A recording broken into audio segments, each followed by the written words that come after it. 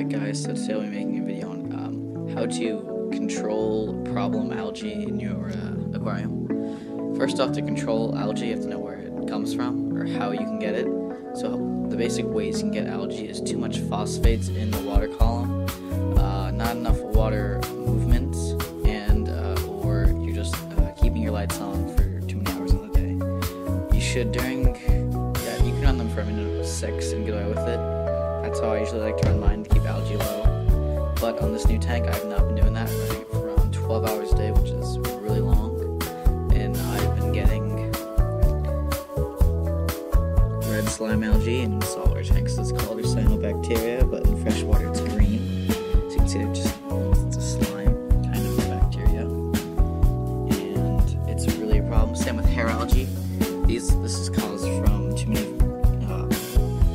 high amount of phosphates in the water column and running lights for too long. I've done both those, or I have both those, so I got that algae. Also hair algae in the back. It's no fun to have, but the way you can get rid of hair algae is a Siamese algae eater. I have one in here right now. Not sure where he is. He's somewhere in here. The other kinds of algae you can get are the black beard algae, which grows on plants, like you can see right there.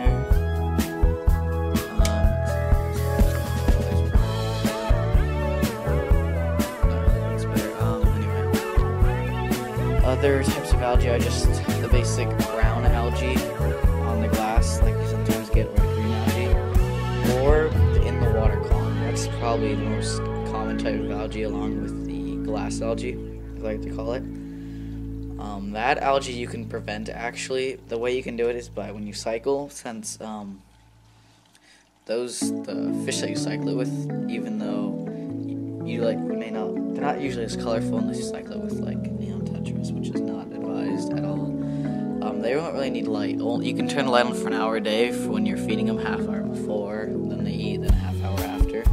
That's one way you can control that algae. Another way I really like to control algae in the water column, like the green one, is this stuff. It's called duckweed. It does a very good job of controlling algae, because the duckweed competes with the same stuff as the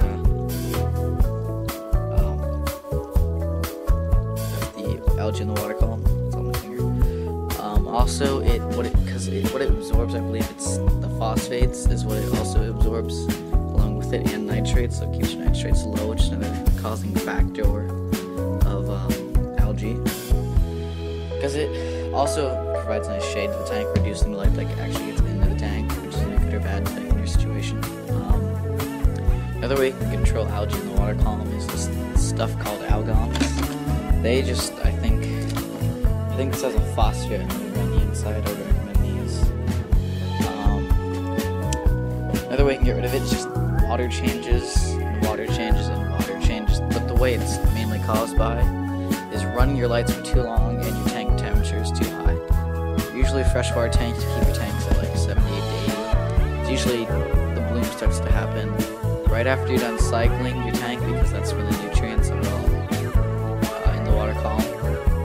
It's just a load of nutrients you put in right after the tank's done cycling, especially if you use bacteria additives to help it cycle faster. I personally don't think that works that well. It may help like by a few days, but it's not worth the algae bloom that you'll get. Another way it's caused, again, is just heat. Too much heat will help the algae regenerate faster, so yeah. And I think the best way to get rid of that algae is just beat the tank with water changes. Just keep doing water changes, make sure your filter cartridges are doing alright, and then also run in your filter, kind of like a filter floss or something that'll help get rid of it, because when it's dead it will be kind of like brown, it won't be as green, or kind of like a white milky color almost. Algae on the glass you can get rid of by fish itself, like autocinkless catfish, as you see one right here. I have 2 of them right now. They do a pretty decent job of keeping the glass off the algae. And also pond snails. I have a lot of these guys. You can see all over here. All on the log there. A bunch of those. Oh, there's a Siamese algae. You see he's going to work on the, he was. algae on the log. They're all for that piece of driftwood as well. Another way is Plecotonomuses. Those do a really good job of eating algae, except for the clown pleco, which just sits on the. That's what mine did. Just sat under the piece of driftwood and would not come out at all. So it was trash. I wouldn't recommend clown plecos. Best type of pleco, I think, is a common pleco. That's the way your local fish store markets them. I can go into those, 1 or 2 of those. I think the albino one's actually the best job out of all of them. That's what I've observed. There are also shrimp, mono shrimp. I had 2 of those. Don't know where they went. They're pretty small. Yeah. What else? What solutions could you use? Oh yeah. For also algae in the water column, Algifix. This has done miracles for my tanks. This is the best algicide if you were to get one, in my opinion. Really recommend Algifix if you were to get an algicide. They're also, I think, Neurite snails. Those are snails. That get rid of it too. I'm trying to think of any other fish that would get rid of it. Another way to combat the algae is just plants. Just plant your tank. You shouldn't have an issue with algae in the water column. There should be less. Helps your water be much more clear. Trying to think of any other fish that'll get rid of algae on the glass. Yeah. The only way you can really get rid of cyanobacteria is you have to almost siphon the part that's covering.